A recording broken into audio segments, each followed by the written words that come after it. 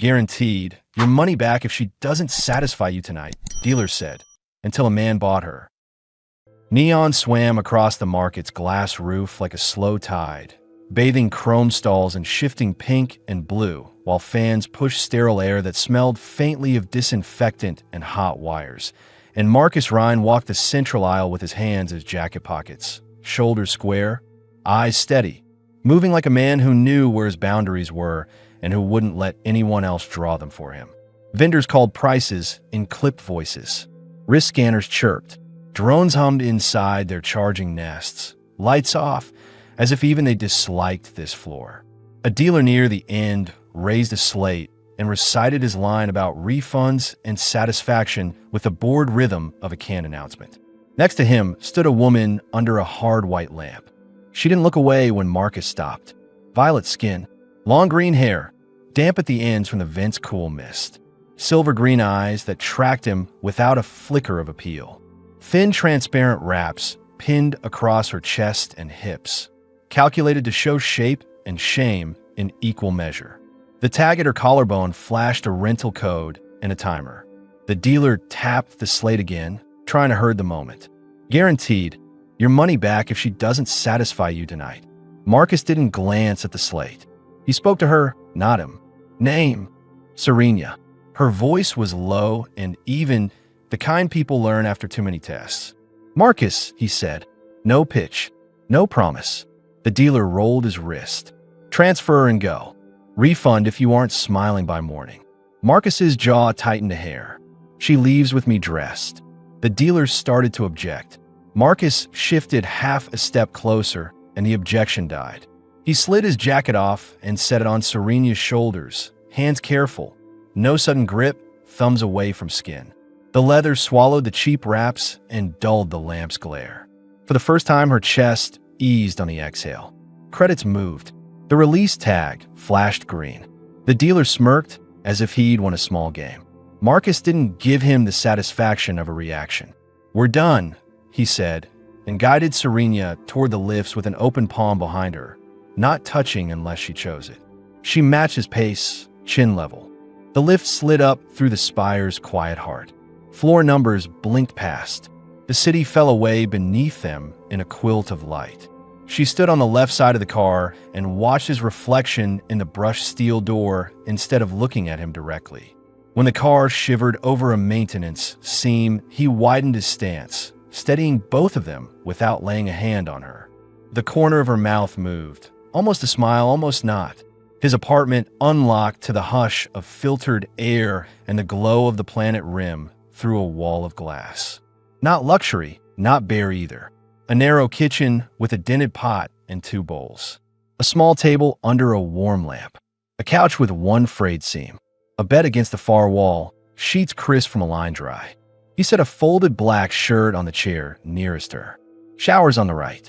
Towels in the cabinet. Take your time. She didn't move at first. The reflex to wait for orders hung between them like a wire. He broke it by stepping into the kitchen and opening a tin of Drax and mushroom cuts with the heel of his hand. Water hissed in the pot. Steam lifted, carrying a clean, earthy smell. He added salt from a paper fold and a finger of Frolen seed paste for heat. You're safe here, he said, voice level. No one else has a key. Her gaze went to the door, then to the shirt, then to him. She nodded once and disappeared into the bathroom. The water came on in a steady rush. He set 2 bowls, wiped the table, and listened to the sounds from behind the door. Metal shelf, towel cabinet, the soft knock of glass against ceramic. Every small proof that she was allowed to touch things without asking. When she returned, her hair fell in wet green waves over his shirt. The hem hit the top of her thighs. She tugged it down once, then stopped, jaw firming as if she refused to apologize for a body someone had turned into a display. Marcus ladled stew. He slid a bowl toward her, then the Orvan water jug. She sat, spine straight, hands poised like a dancer's before the first note, then took a spoonful. The first sip moved slow. The second went faster. She didn't make a sound, but a small crease between her brows eased as the heat worked through. Good, he asked. Hot, she said. Real. A beat. Thank you. They ate like shift workers. No ceremony. no filler words. He watched her hands rather than her mouth, gauging steadiness, hunger, restraint. She watched his shoulders rather than his eyes, gauging temper, patience, habits that don't show and talk. When her fingers brushed his as she reached for the jug, he didn't flinch and he didn't push, and the lack of reaction seemed to give her something more than a performance ever could. She finished first and set the spoon down with the care of someone who had been punished for noise. He rose, rinsed the bowls, stacked them upside down to dry. She drifted to the window and stood with one knee bent, bare feet on cool metal. The planet's glow painted a pale band along her calves. His shirt had slipped at one shoulder, exposing a line of violet skin. She didn't fix it. He noted the choice and stayed where he was. "I was told I have to smile by morning," she said, watching the black edge of space rather than him. "Or someone gets their money back." "That policy doesn't run here," he said. "You don't owe me anything." She looked at his reflection in the glass. "Then why by me at all?" "Because you were standing under a lamp like a broken appliance and staring back like a person," he said, simple as inventory. I hated the math. Her mouth did that almost smile again. "You talk like a man who logs crates. I used to fly them." He dried his hands. "Audits pay better than nostalgia."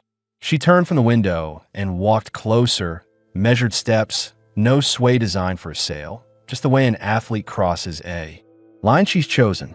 He rose, rinsed the bowls, stacked them upside down to dry. She drifted to the window and stood with one knee bent, bare feet on cool metal. The planet's glow painted a pale band along her calves. His shirt had slipped at one shoulder, exposing a line of violet skin. She didn't fix it.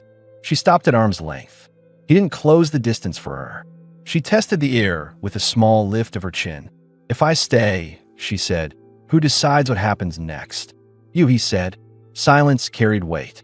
She set two fingers on his sternum, light pressure, a contact that could break with a breath.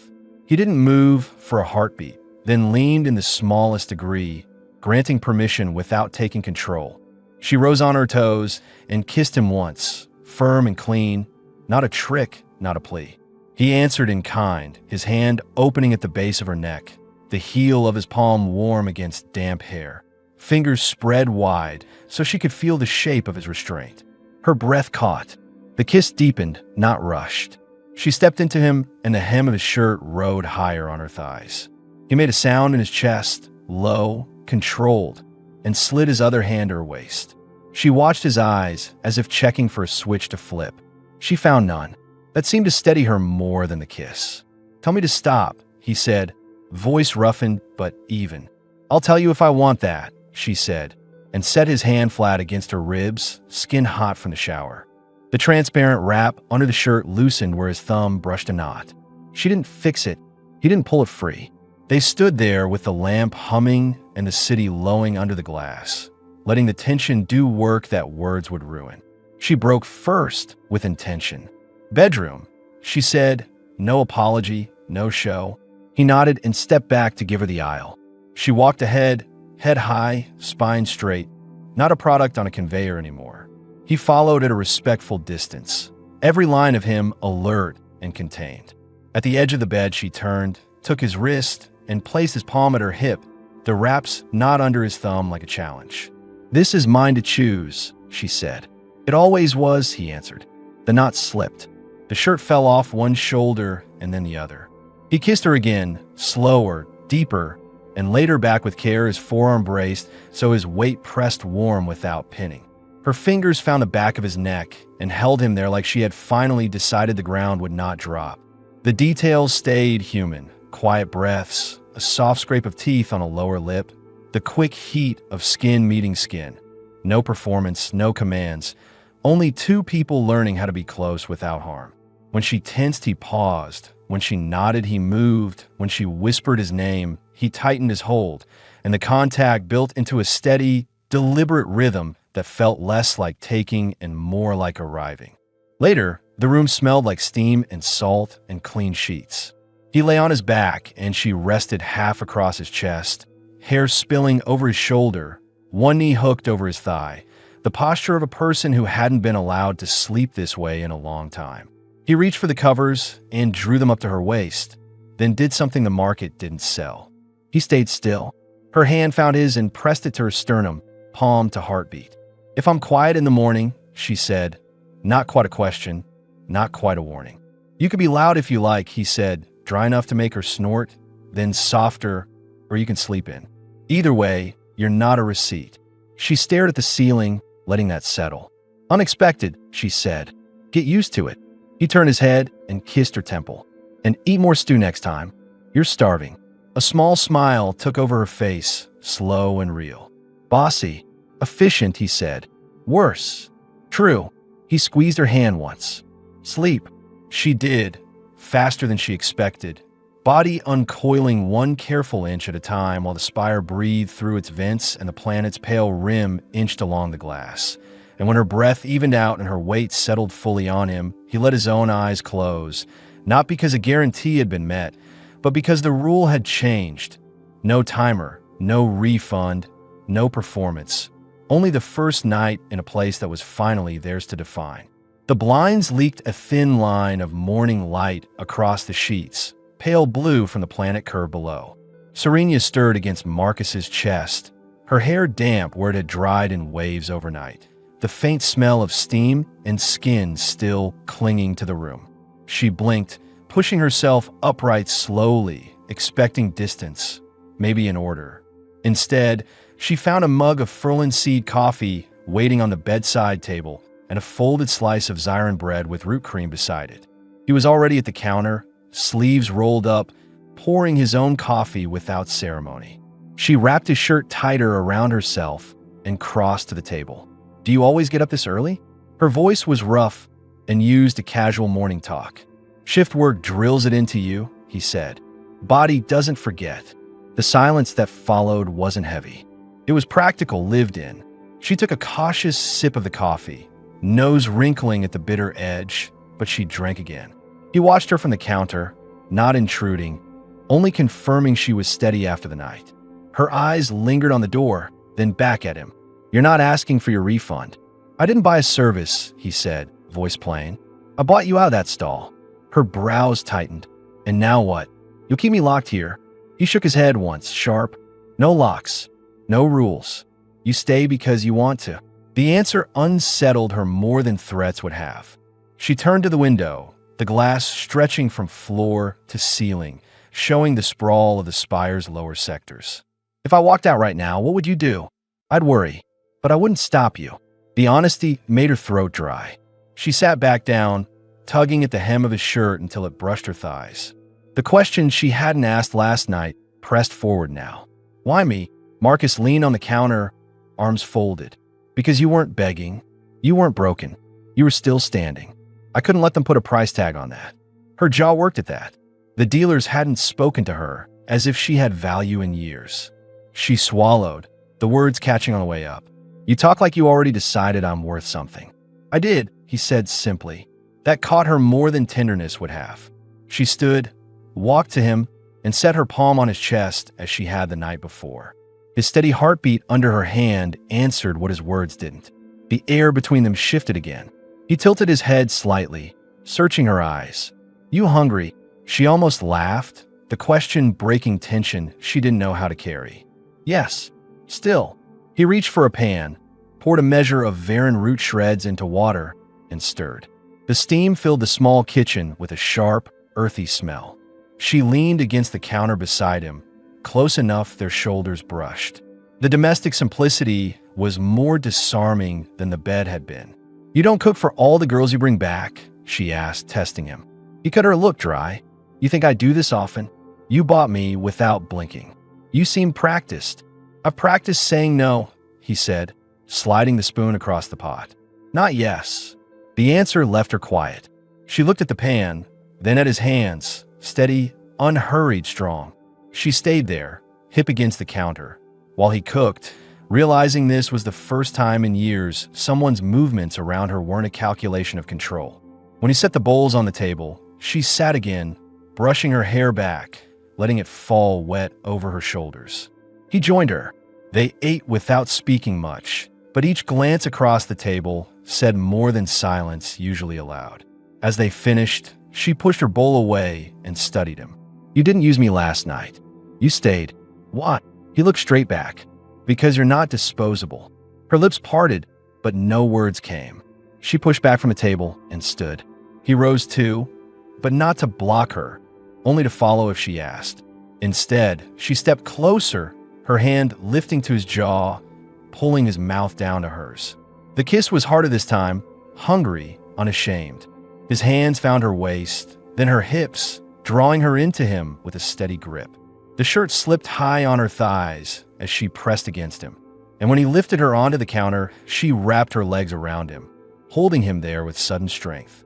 She pulled at his collar, eyes burning into his. Then show me, she whispered low, certain. He did. The counter shook faintly under their weight. The sounds were raw and close, breath and skin, and the small scrape of metal against tile. She clung to him with fingers curled hard into his shoulders, and he moved with her controlled, strong, steady. When she gasped his name against his neck, he answered with hers, the sound filling the room like a vow. When it was done, she stayed where she was, arms looped around his neck, forehead pressed to his. Neither of them spoke. They didn't need to. The silence said it clearly. Last night hadn't been an exception. It was the start. The steam still clung to the window when Serena slid down from the counter, legs shaky but steadying under her own will, his shirt slipping back over her hips in uneven folds. Marcus rinsed the bowls in silence, his sleeves wet up to the forearm, acting as if cleaning the dishes mattered more than what had just passed between them.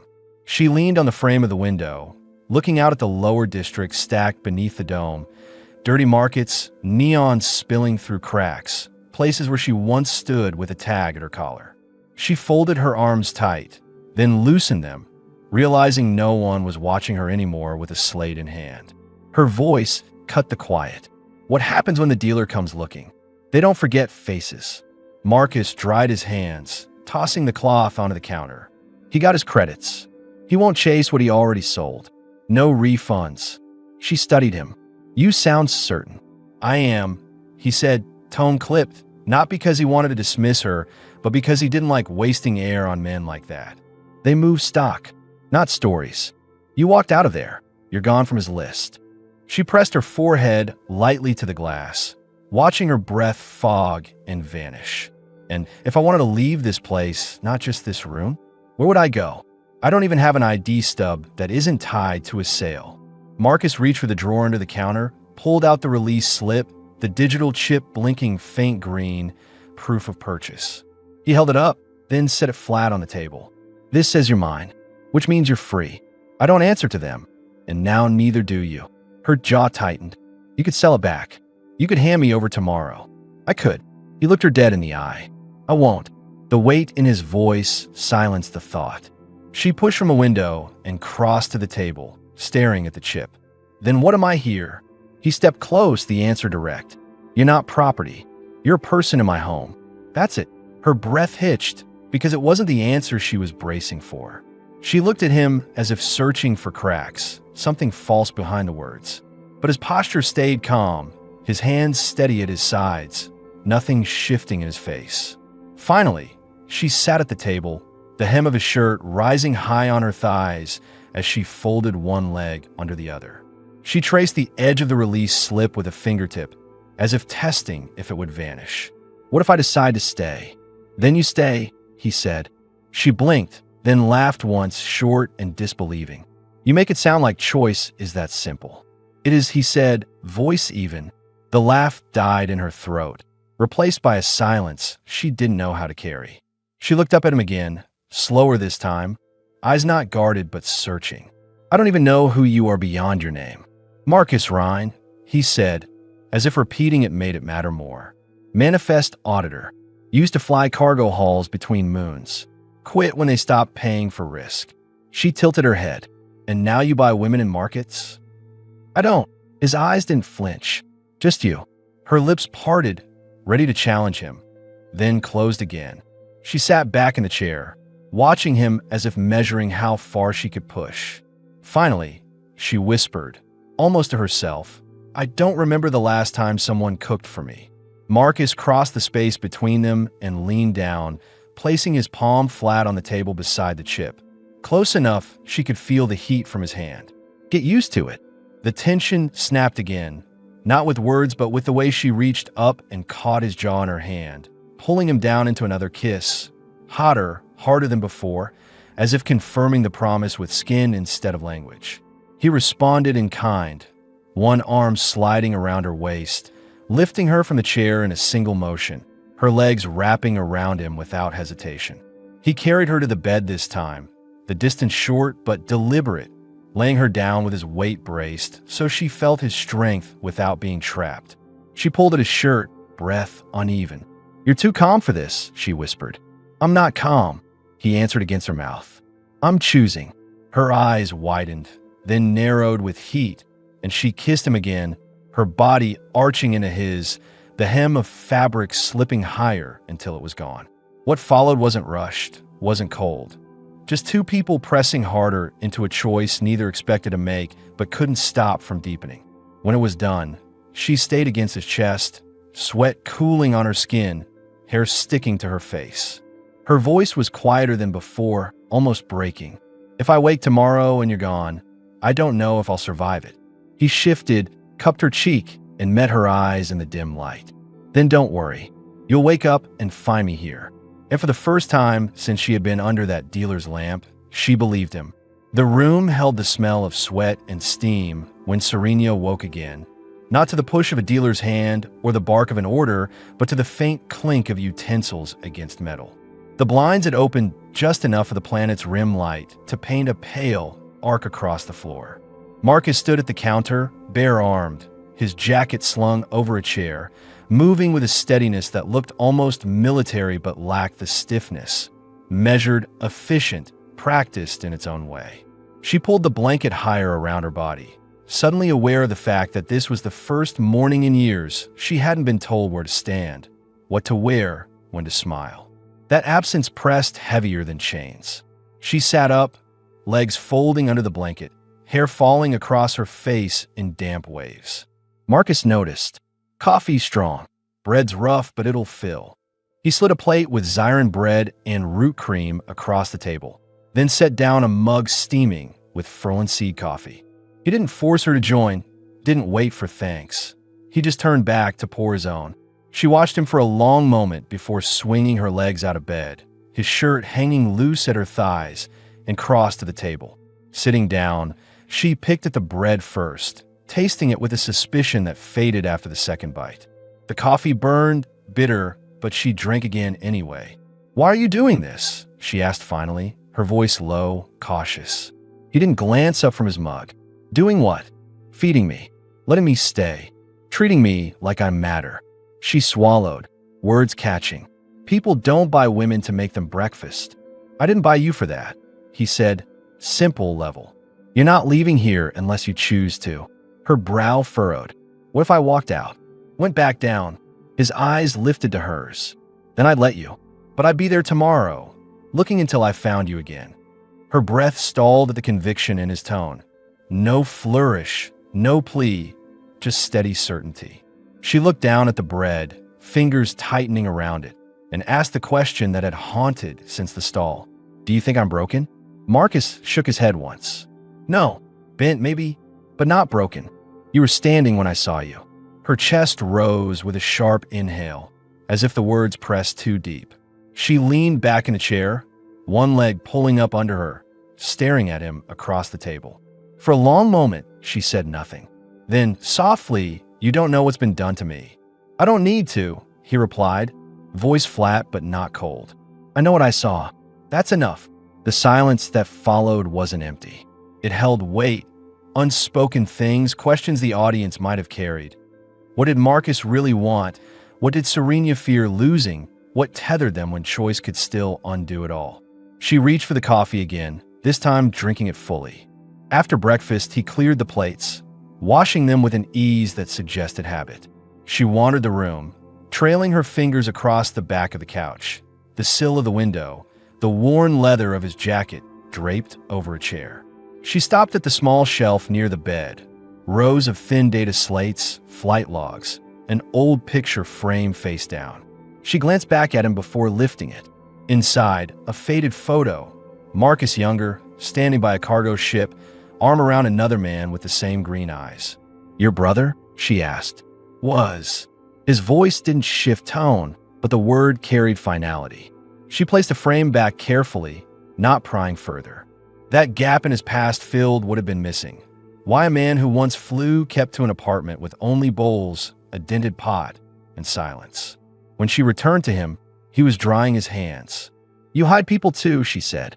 "Not just me." He didn't deny it. Instead, he looked at her fully. "Stay if you want. Walk if you don't. But don't mistake my quiet for distance." She stepped closer, stopping just shy of touching him, the air thick again with tension that wasn't purely survival, but something harder, hungrier. She tilted her chin up, brushing her lips against his jaw instead of his mouth this time, a test, a choice. He set his hand on her hip, firm but not pressing, waiting for her. Her voice came soft, rough with emotion. "I don't want to be another ghost in your apartment." "Then don't be," he said, and this time he pulled her in, kissing her with a force that matched the unspoken question. The rest unfolded, not in words, but in the way she pressed into him, in how his shirt slipped free of her shoulders, in the rhythm they built together without hesitation. Not transaction, not guarantee, just two bodies proving the night before hadn't been chance. When they collapsed against the couch afterward, tangled and breathless, Serena rested her forehead to his chest. If I really stay, what will you call me?" He held her tighter, hands smoothing down her back. "Yours," he said. Her laugh broke wet at the edges, unexpected but real, as she didn't hide her face when the sound carried. The rain ticked against the glass wall in steady taps, faint but constant, while the room smelled of wet hair and coffee grounds left cooling in the press. Serena sat cross-legged on the couch, wearing the slate-colored dress Marcus had brought from a market stall 2 levels down. The fabric fit her loosely but gave her shape back, modest, functional, yet dignified. She smoothed it with her palms, as if still unsure it belonged to her. Marcus leaned in the doorway, arms crossed, watching her without intruding. "You bought this too," she said, fingers still tugging at the hem. "Why?" "Because those wraps weren't clothes," he answered, voice even. "They were shackles made of cloth."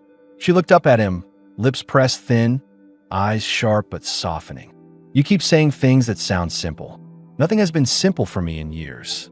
He pushed off the frame and walked to the kitchen. The canvas bag he carried earlier still lay folded on the counter. He opened it and pulled out smaller things, a toothbrush balm, a comb. He laid them out one by one, deliberate without speech. Her throat caught. She stood, crossed slowly, and picked up the comb. "You're giving me a life kit," she whispered. "No," he corrected. "I'm giving you a start." The rain grew heavier, streaking the glass with pale trails. She set the comb down and moved to stand in front of him, closer than before, her hand brushing against his chest without hesitation. "Do you always take in strays?" she asked, a bite of challenge under her tone. He met her eyes. "No, just you." The answer hit harder than he intended. She leaned forward, lips parting, but instead of kissing him, she pressed her forehead to his collarbone and stayed there, the weight of her body settling into him. He closed his arms around her back, strong, steady, the embrace lasting longer than either expected. Later, they sat on the floor near the window with a pot of Varan root soup balanced between them, eating with spoons directly from the pot. The glow of the city below flickered against their faces. Serena tucked her legs to the side, bare feet on the cold floor, while Marcus leaned back against the wall, spoon moving in rhythm. They talked in short exchanges, work shifts, flight routes, small details about the spire that filled in the spaces between them. At one point she looked at him, spoon paused midair. "Why didn't you touch me when I first came out of the shower?" Any man would have. He lowered his own spoon. "Because you weren't ready to be touched. You needed a meal before you needed my hands." Her chest tightened. She set the spoon down, slid across the floor, and rested her head on his thigh. He froze for a second, then eased, one hand brushing over her damp hair. His thumb traced a small arc against her temple, steady and unhurried. She closed her eyes, breathing deeper. "If I fall asleep like this, will you move?" "No," he said. Her lips curled in the smallest smile, and she let go, her body softening completely for the first time since he had met her. When she drifted into sleep, Marcus stayed exactly where he was, his palm on her knee, his back to the wall, the weight of her head on his leg, a quiet anchor he refused to disturb. The room was dim except for the faint neon glow bleeding through the blinds when Serena stirred awake, her cheek still against Marcus's thigh. The soup pot sat empty on the floor, spoons leaning in the metal, forgotten. She blinked, disoriented, then realized he hadn't moved the whole time, his hand still resting lightly on her knee, his back pressed to the wall, head tilted just enough to show he had dozed without collapsing. She pushed herself upright slowly. "You stayed like that all night." He rubbed the side of his neck with one hand, muscles stiff. "Didn't feel right moving you." Her lips parted, caught between disbelief and a rising warmth she didn't want to name. She reached for the comb on the table, dragged it through her long green hair with slow strokes, then caught his reflection in the glass. "You could have woken me." "I could have," he agreed. "Didn't want to." The silence that followed wasn't awkward. It hung heavy with something unspoken, something grounding. She set the comb down and crossed the space to him. He watched her approach, his jaw set but his eyes steady, never wavering. She sank to her knees in front of him, close enough her thighs brushed his boots. "You're not like the others," she said, voice low. "They always wanted more, no matter how empty I was." "You wait." Marcus tilted his head. "You don't look empty now." Her breath caught, sharp, then softened as her fingers curled into his shirt. She kissed him without pause, pulling him down into her, the sound of rain against the glass rising like static behind them. He shifted, his hand sliding up her thigh, strong and careful, his other arm hooking under her to lift her easily onto his lap. She straddled him, his broad hands firm on her waist, guiding but never forcing. Their kiss deepened, her body pressing flush against his, her breath breaking in short bursts. She pulled his shirt open at the chest, exposing warm skin, her palms flattening against him. He caught her wrist, not to stop, but to slow. "Serena," he murmured, grounding her in one word. She met his eyes, silver green flashing in the dim light. "Don't stop. Not this time." His grip loosened, his hand sliding instead to the back of her neck, pulling her into him with a force that matched her urgency. The rhythm they found was rougher than the night before, driven by need rather than caution. Her fingers clutching his shoulders, his breath steady but heavy in her ear. The couch groaned under their weight, the sound mixing with the patter of rain and her voice breaking against his name. When it was over, she stayed, draped across him, hair sticking to his chest, skin slick with sweat. He smoothed her back in slow arcs, his touch firm enough to steady her trembling. She pressed her lips to his throat, then rested there, eyes closed, body finally quiet. After a long silence, she whispered, "If I stay here, what am I to you? Not a purchase, not a debt. What then?" Marcus leaned his head back against the wall, staring up at the ceiling. His voice came rough but unwavering. "Mine if you want it. Not because I bought you. Because you chose it." Her breath shuddered at that, tears hot against his skin, but she didn't hide them. Instead, she kissed his chest once, soft and deliberate, before curling tighter against him. Outside, the rain drummed harder. Inside, the air thickened with heat and quiet certainty.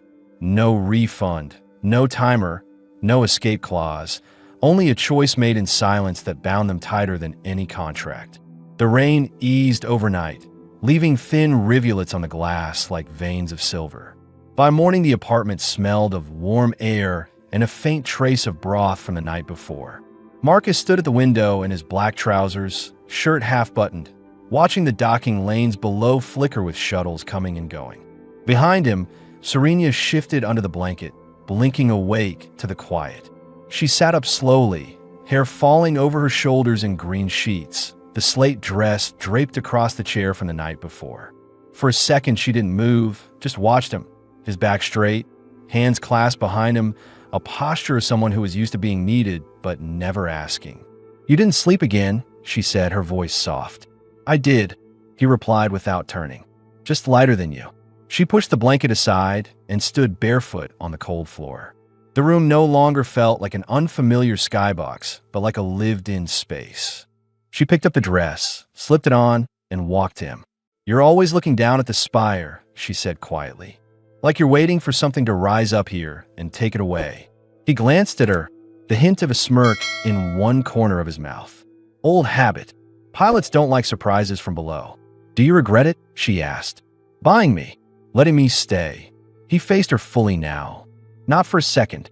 Her hands lifted and rested flat on his chest. She felt his heartbeat under her palms, steady as always. "I want to work," she said. "Not just be in your room. I don't want to be hidden." He nodded once. "Hydro kitchen on level 12 needs reliable hands. Shift starts early."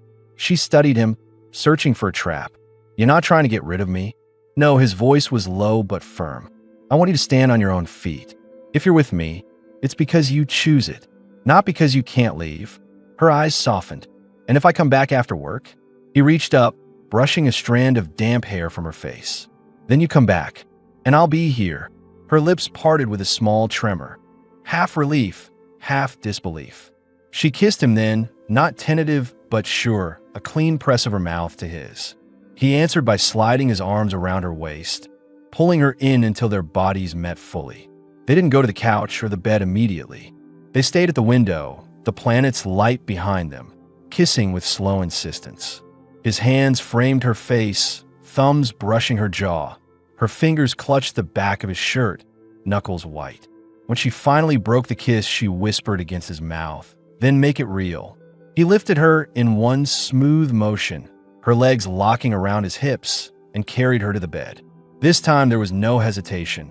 Clothes fell aside quickly, her skin warm under his palms, her breath already coming fast. She guided him with her hands, pressing his chest, drawing him down into her. He moved with steady strength, deliberate but unrestrained now, his breath hot against her neck. The rhythm they built was deeper, more certain than before, each movement a wordless answer to everything she'd asked in the last days. Her fingers dug into his shoulders, his hands cupped her hips, holding her steady as they moved together. The room filled with their sounds, ragged breathing, soft gasps, rain dripping faintly on the glass outside. When they reached the end, she arched into him with a cry, and he held her through it, not breaking contact until her trembling slowed. He stayed inside her until the last shudder passed, then pressed his forehead to hers, both of them breathing hard but even. She opened her eyes first. "I'm not for sale anymore," she said, voice shaking but strong. He brushed his thumb along her cheek. "You never were." She let out a low, wet laugh and collapsed against his chest, her face buried in his neck. He wrapped his arms around her and held her there until her breath steadied. Later, they lay side by side under the blanket, the window's glow soft across their faces. She traced a line on his arm with her fingertip, slow and deliberate. "Tomorrow I'll start work," she said. "But tonight, I'm yours." He turned his head, kissed her temple once, and pulled her close. "Tonight you're free," he said. "And so am I." Outside, the spire's lights flickered, the rain turned to mist, and for the first time neither of them felt the clock ticking down to morning. The alarm on Marcus's wall terminal pulsed once and went silent. Dawn on Narrated Spire arrived as a soft bloom of pale light through the glass, not the harsh fluorescence of the market floors. Serena sat at the edge of the bed, pulling on the slate dress he had bought her, fingers moving with a new steadiness. Her green hair hung loose and freshly brushed, falling like a curtain down her back. Marcus lay propped against the headboard watching her, a mug of Ferlin seed coffee in his hand. "You're quiet," he said. "I'm thinking," she answered, slipping her feet into plain shoes he had left by the door last night. "This is the first time I've woken up and known where I'd be going." "The kitchen on level 12, he said. "They'll pay you in credits and meals. No tags, no questions." She turned, searching his face. "You really set that up for me?" "I asked a friend," he said simply. "You'll be fine there." Her lips curved into a small, genuine smile. She crossed back to the bed, resting her knees against the mattress. "And when I come back, I'll be here," Marcus replied. Serena leaned down, kissed him once, soft, unhurried, and stood again. Then it's not just a room anymore, she said. The lift ride down to level 12 was brief. Marcus accompanied her, hands in his jacket pockets, his expression neutral, but his stance protective. They stepped off into a quieter section of the spire, where pipes ran warm under the floor panels and the smell of herbs hung in the air. Workers moved past without glancing twice. Marcus led her to a small doorway marked with a faded sign and spoke a few words to a woman inside, then stepped back. "This is where you start," he told Serena. She looked at the doorway, then at him. "You're not going to walk me in?" He shook his head. "You don't need me there." For a moment, she hesitated.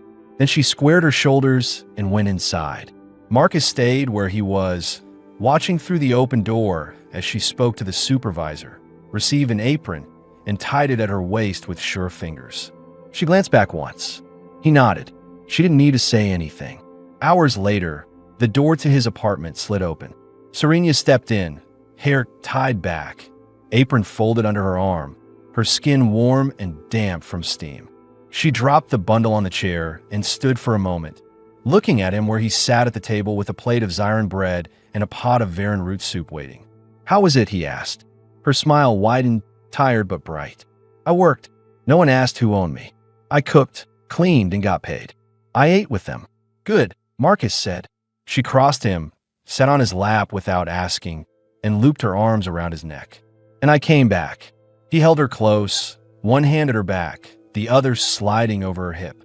She kissed him, a kiss that carried exhaustion and relief and something like pride.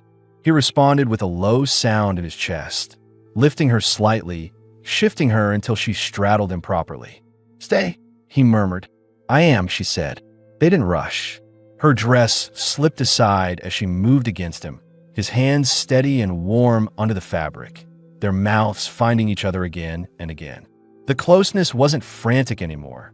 It was sure, claimed, a rhythm built on trust. She pressed her forehead to his, whispering his name as he guided her, his breath heavy but even. When they finished, she stayed on his lap, her head resting against his shoulder, both of them breathing hard but slow. He smoothed her hair with his palm, thumb brushing the back of her neck. "Tomorrow's another shift," she said softly. "But tonight feels like something else." Marcus kissed her temple. "Tonight is ours. No one can take it." She sat up, silver green eyes shining. "You didn't just save me," she said. "You gave me back myself." He met her gaze. "You walked out of that stall on your own feet. I just opened the door." Her mouth trembled into a smile. She slid her fingers through his and held them there, the weight of the release chip gone from the table, the smell of soup filling the room.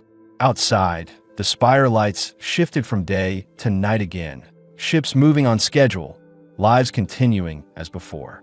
Inside, Marcus and Serena sat at the small table, bowls between them, their bodies still warm from closeness. It was no longer a transaction, no longer a hiding place. It was home. There were no papers to sign, no timer counting down. Serena had work, Marcus had a return, and the door stayed unlocked. The story ended not with escape, but with belonging. Two people at the same table, sharing a meal, choosing each other without conditions as the city glowed far below. Days later, the rain had passed, leaving Narrated Spire washed clean under a clear dome. The market levels still buzzed with neon and trade, but for Marcus and Serena, life had slipped into a quiet rhythm.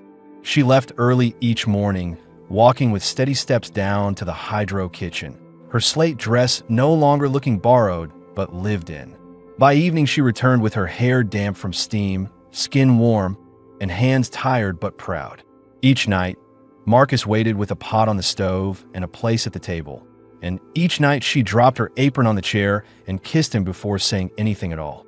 On this day, she came home with something extra, a small bag of larn berries tucked into her arm. She set them on the counter like an offering. "First pay," she said, her smile wide, cheeks flushed. "I wanted to bring something back." Marcus picked one up, turning in his hand. "You didn't have to." "I wanted to," she said, moving close, her fingers brushing his wrist. "Because this is my home now." The words landed heavier than she expected, but she didn't look away. Marcus placed the berry down, cupped her face, and kissed her slow, deliberate, as if sealing the truth.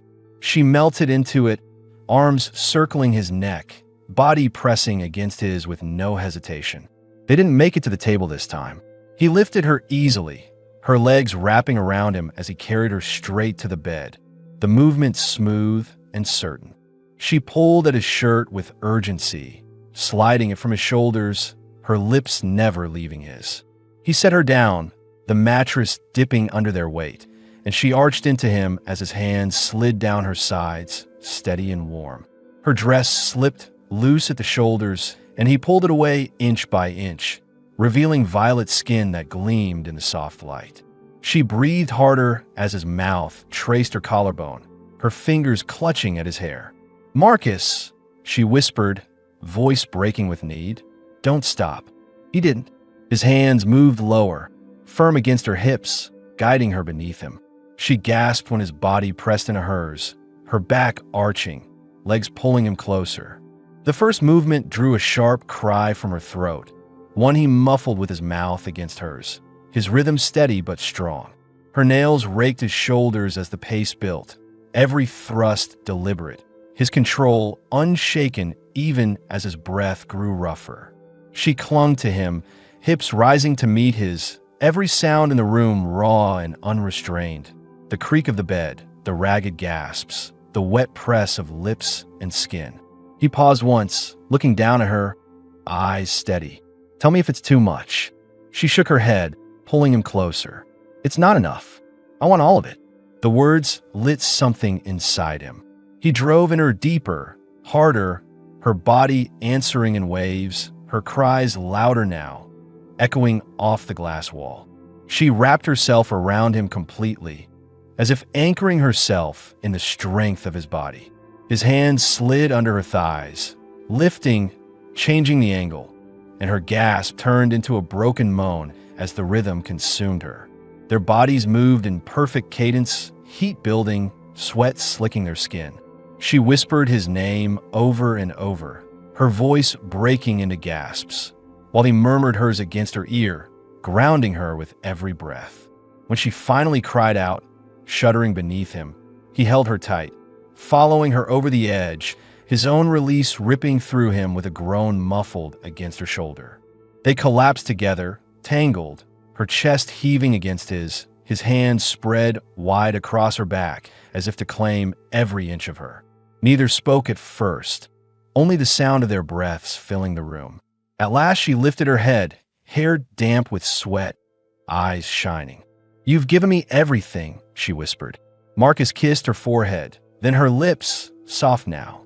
"No," he said, voice low and steady. "We gave it to each other."